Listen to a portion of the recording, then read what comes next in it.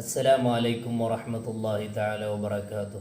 ബിസ്മില്ലാഹി വൽഹംദുലില്ലാഹ് വസ്സലാത്തു വസ്സലാമു അലാ അഷ്റഫി റസൂലില്ലാഹ് വഅലാ ആലിഹി വസഹ്ബിഹി അജ്മഈൻ. അമ്മാ ബഅദ്. അല്ലാഹുമ്മ സ്വല്ലി അലാ സയ്യിദിനാ മുഹമ്മദിൻ വഅലാ ആലി സയ്യിദിനാ വമൗലാനാ മുഹമ്മദ്.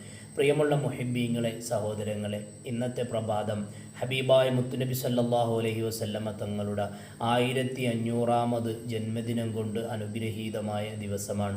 അല്ലാഹു സുബ്ഹാനഹു വ തആല മുത്തുനബി സല്ലല്ലാഹു അലൈഹി വസല്ലമ തങ്ങളെ അവിടുത്തെ ഈ ലോകത്തേക്ക് ഭൂജാതനാക്കുന്നതിന് വേണ്ടി തിരഞ്ഞെടുക്കപ്പെട്ട ദിവസവും സമയവുമാണ്.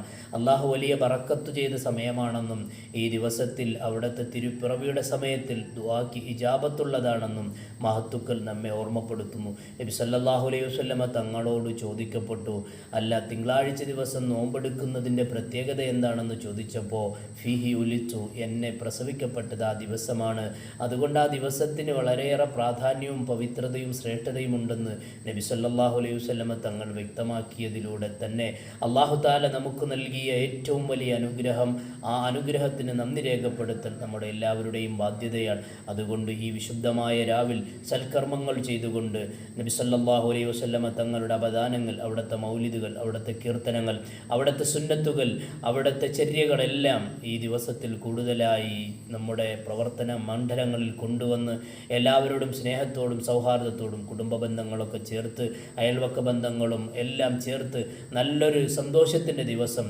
എല്ലാവരോടും ഓർമ്മപ്പെടുത്തുകയാണ്. ഈ ദിനരാത്രത്തിൽ എല്ലാവർക്കും ഹൃദയം നിറഞ്ഞ നബിദിനാശംസകൾ നേർന്നുകൊണ്ട് നിർത്തുന്നു.